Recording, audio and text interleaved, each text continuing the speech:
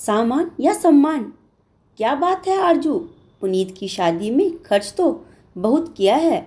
सगाई से लेकर शादी तक काफ़ी खर्चा हो गया होगा, है ना? रिसेप्शन पार्टी में पहुंची आरजू की सहेली मीनल ने कहा। आरजू बोली, हाँ यार, अब ले देकर एक ही तो बेटा है। इसकी शादी में अपने अरमान पूरे नहीं करूंगी तो किसकी शादी में करूंगी?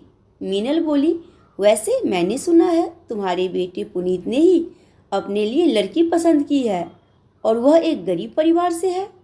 फिर तो तुम्हारा काफ़ी नुकसान हो गया होगा, ना दान ना दहेज, ऊपर से इतना खर्च। आरजू बोली, अरे मीनल, अब बेटे की पसंद के आगे नफ़ा नुकसान क्या देखना। मीनल, हाँ, पर तुम्हें कुछ तो डिमांड रखना चाहिए था ना। यह गरीब लोग बड़े चालाक होते हैं। वैसे तो बेटी के जन्म के बाद से ही उनकी शादी की तैयारियां करते हैं, पर जब देने की बारी आती है तो अपने गरीबी का रोने लग जाते हैं। अगर दबाव बनाया जाए तो वह भी हासिल हो जाती है जिनकी कल्पना तक नहीं किया जा सकता। आरजू बोली, यह सब तुम छोड़ो और पार्टी के मजे लो। समय बीता गया और अब बारी मीनल के बेटे की शादी की आई। मीनल के बेटे की शादी के वक्त आरजू अपने बेटे, बहू और पति के साथ शिमला घूमने गई थी, इसीलिए वह शादी में भी उपस्थित नहीं हो पाई। पर शिमला से लौटने के बाद आरजू अपनी बहू नायरा के साथ मीनल के घर गई, नए जोड़े को बधाई देने। दरवाजे की घंटी बजी। मीनल ने दरवाज़ा खोला।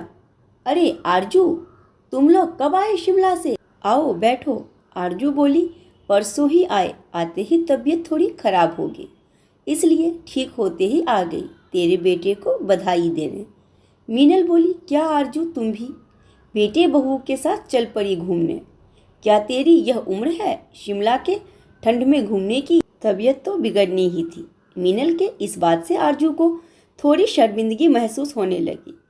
उसके इस भाव को समझकर नायरा बोल पड़ी, आंटी, मम्मा तो जाना ही नहीं चाहती थी, पर मैंने ही जिद पकड़ी थी कि चलूँगी तो मम्मा पापा के साथ ही, वरना यहाँ घर पर ही ठीक हूँ।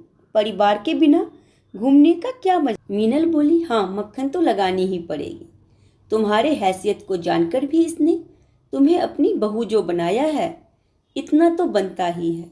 अब आरजू से चुप न रहा गया और वह गुस्से में बोली, बस करो मीनल, मुझसे बहुत बड़ी गलती हो गई जो तुमसे मिलने यहाँ चली आई। तुम्हें तो बस पैसा, हैसियत, नफ़ा नुकसान यही दिखता है, मगर रिश्तों में प्यार होना चाहिए, ना कि लेन देन और सौदेबाजी। और जहाँ नफ़ा नुकसान देखा जाए वह रिश्ता नहीं, सौदा है, सौदा। इतने में मीनल की नई बहू आकर कहती है, मॉम, आप जब इनके लिए कॉफ़ी बनाइएगा तो मेरे लिए ग्रीन टी बना दीजिएगा प्लीज़। वो क्या है ना, बहुत हेडेक हो रहा है। बस इतना कहकर मीनल की बहू सोनिया वहाँ से चली गई। घर पर कौन आया है उससे उसे कोई मतलब ही नहीं।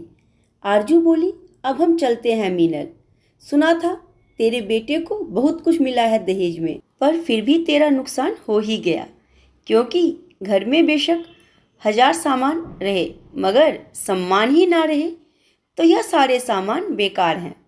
अब जा दहेज के सामानों में से कुछ ढूंढ जो तुझे थोड़ी सी सम्मान दिला सके।